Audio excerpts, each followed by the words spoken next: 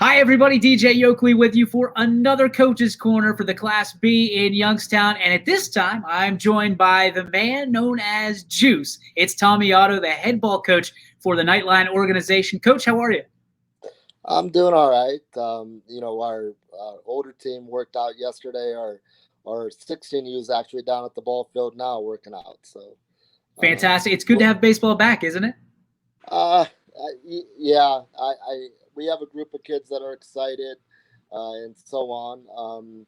We do have quite a few kids that bowed out because of the virus, and I thought that was to be expected. So we're gonna play with what we got, and kudos to Cene Park and the league offering baseball for the kids that want to participate. So we'll go with what we got and see what happens. You are always the name that comes up whenever there is changes made to a season. Baseball is back. There's a lot of changes that will happen this year.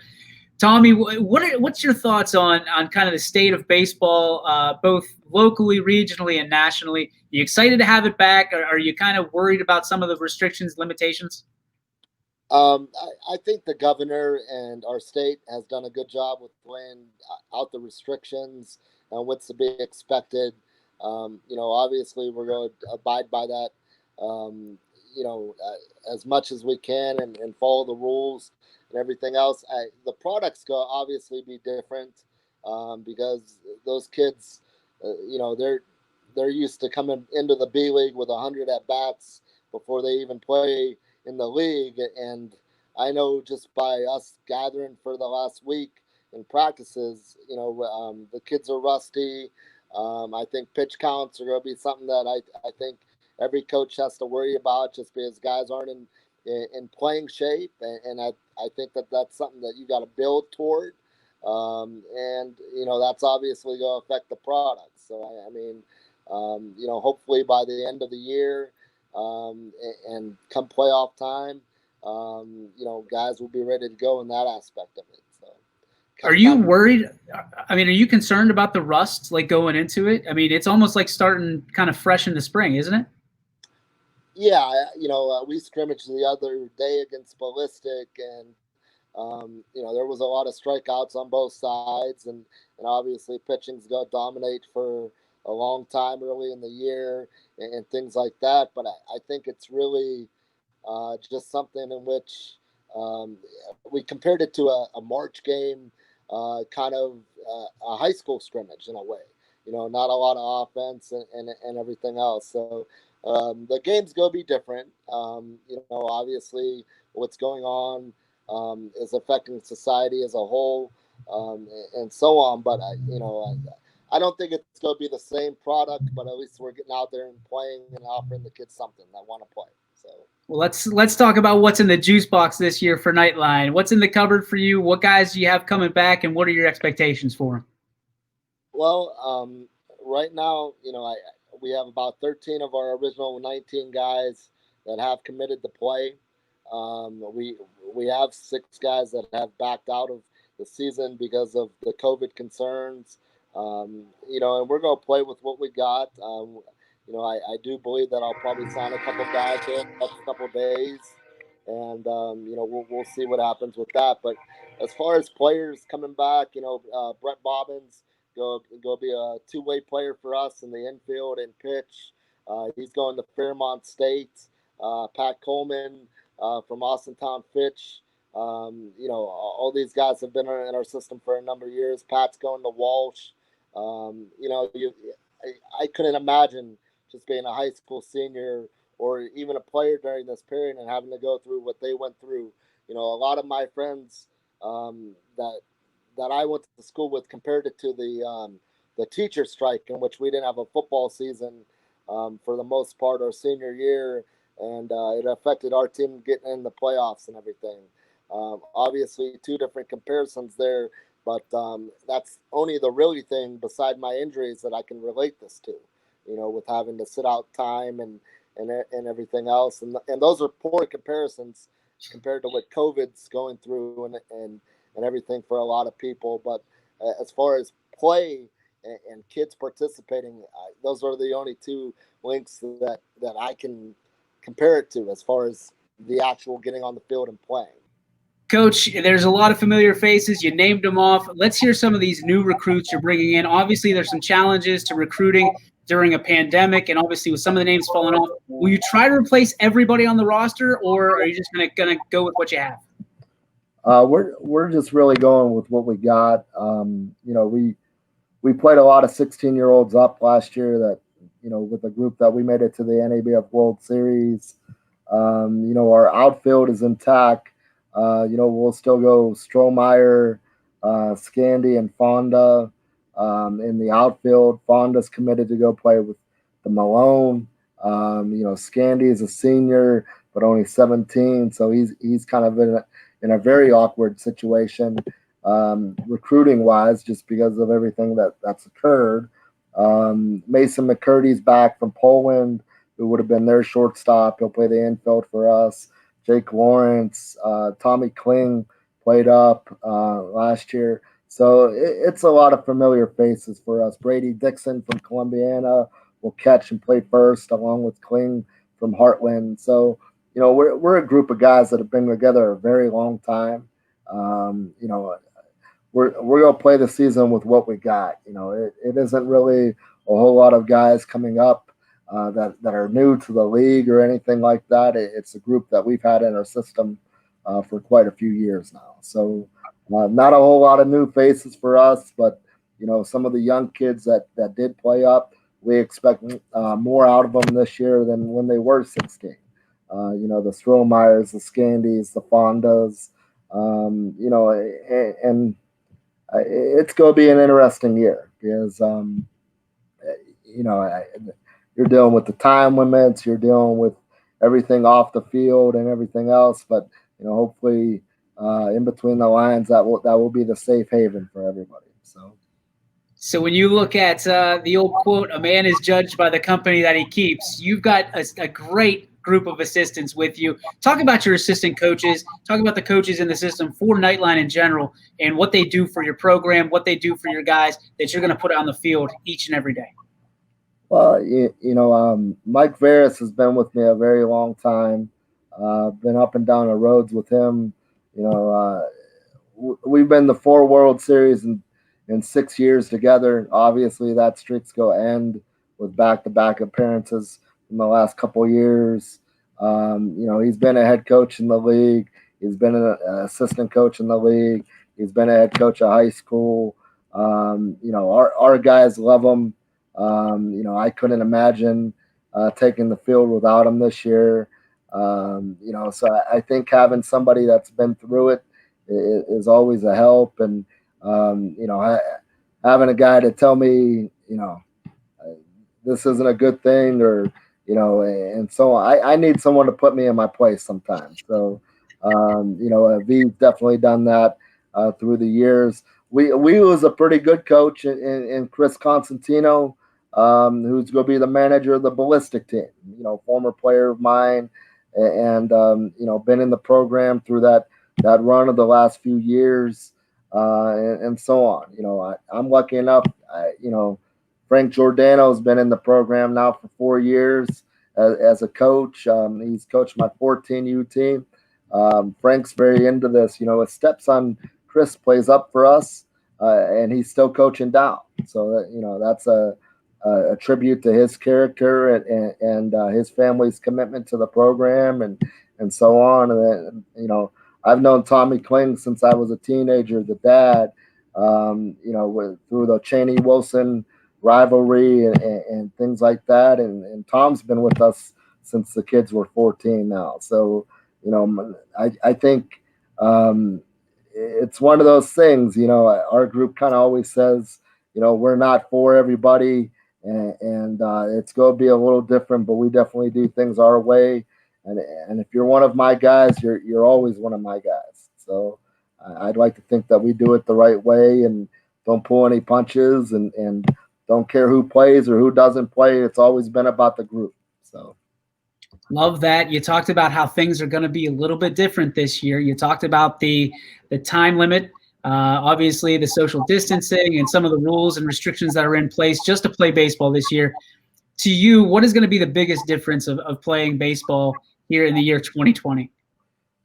Well, for me, I've learned from I can't really do this interview without mentioning the passing of Sheeny Kravonik, who really impacted my career when I was younger. I coached with him for 2 years in the league, and I learned so much from Sheeny. So let me just get that out there as well. But Coach did a great job of controlling the game and controlling his team as far as what we wanted done and so on. I think it's different for me now in the aspect of I can't coach as much, because we're trying to play under the time limit.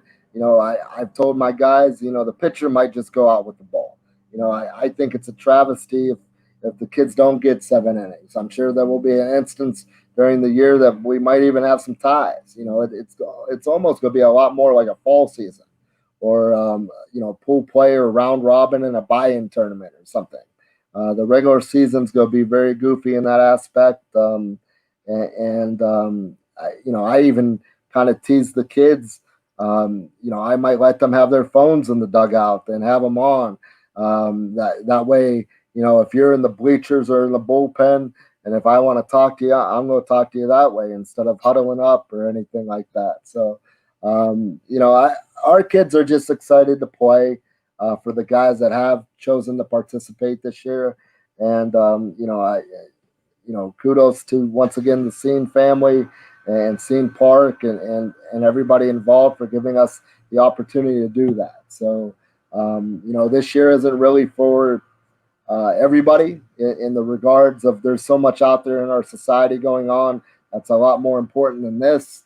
But if we can give people a break from everything going on in the world for 2-3 hours a day, then hopefully this will be a good experience for our guys.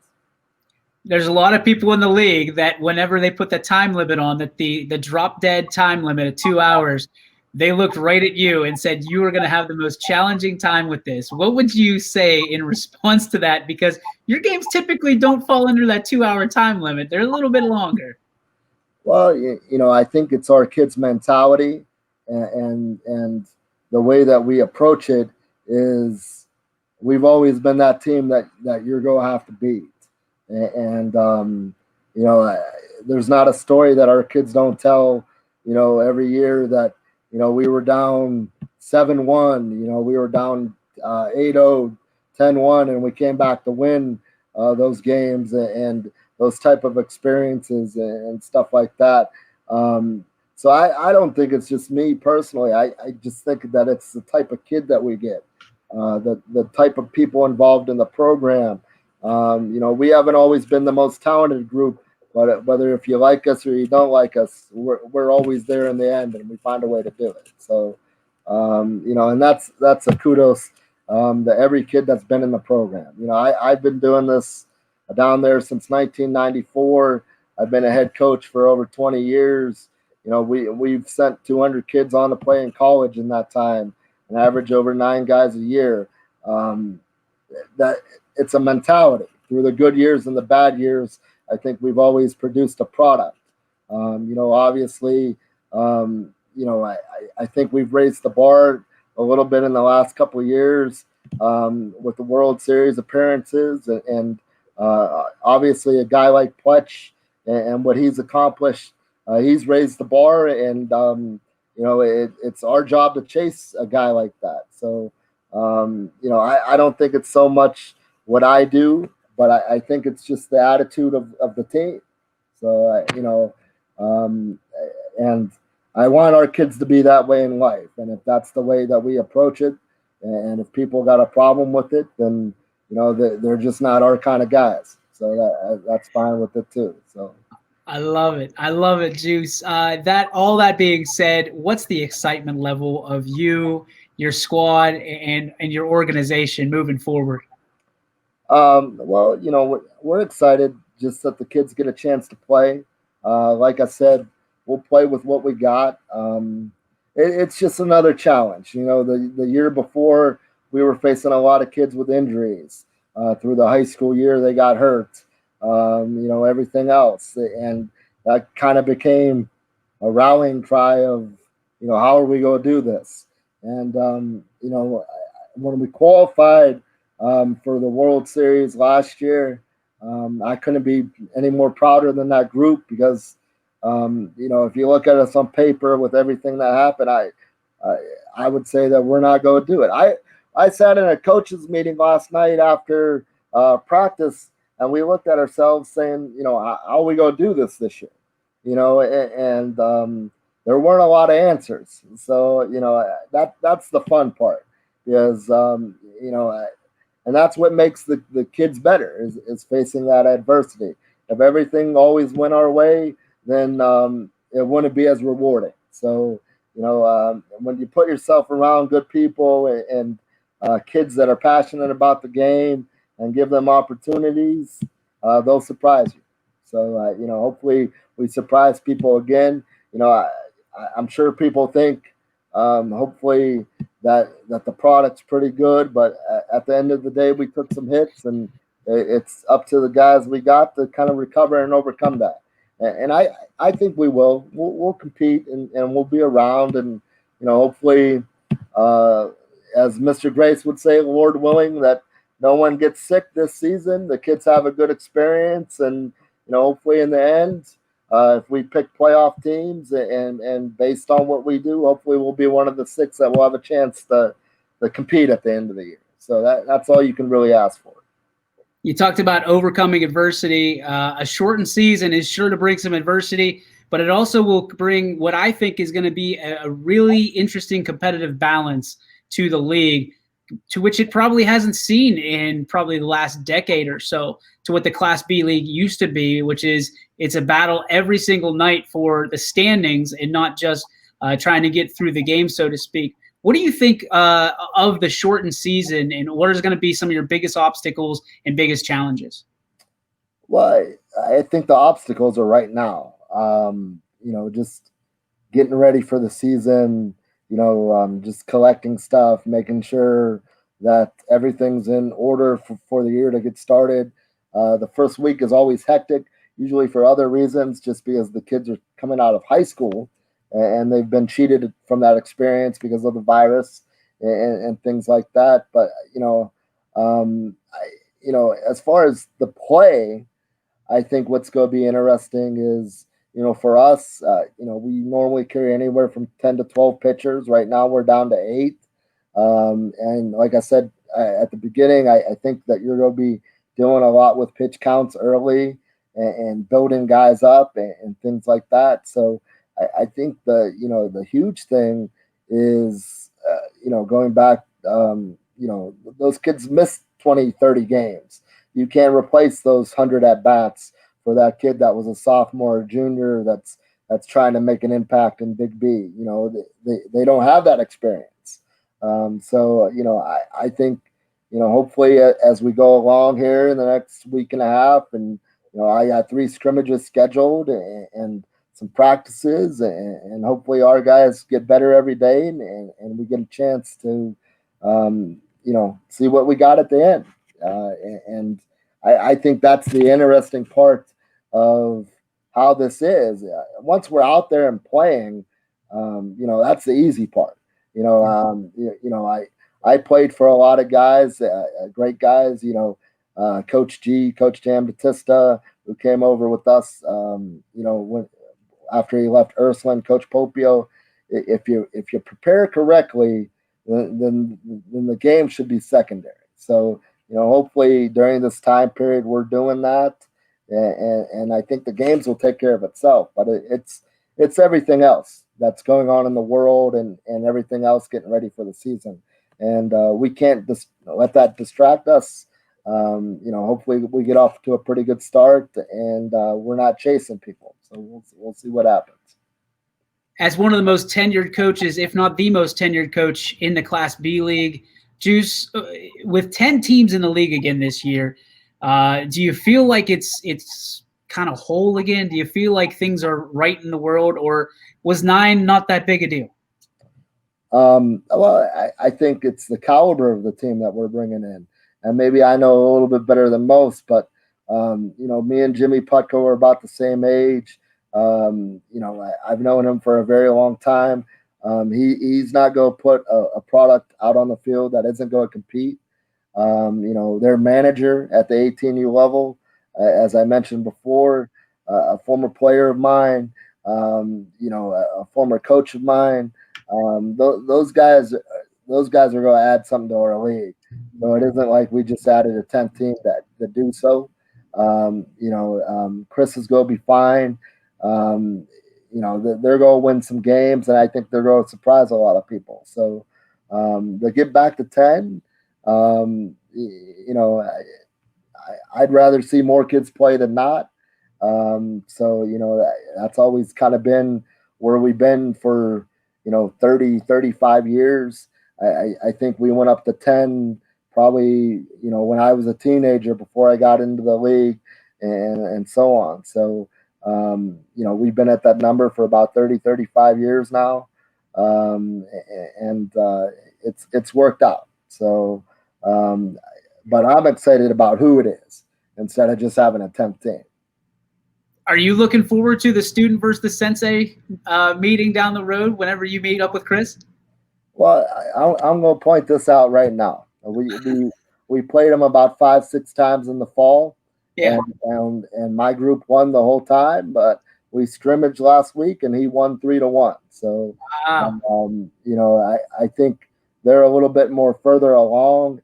I think he's got a group of guys that are hungry to be with him, and I honestly think they'll be a playoff team. So, I wish them guys nothing but the best.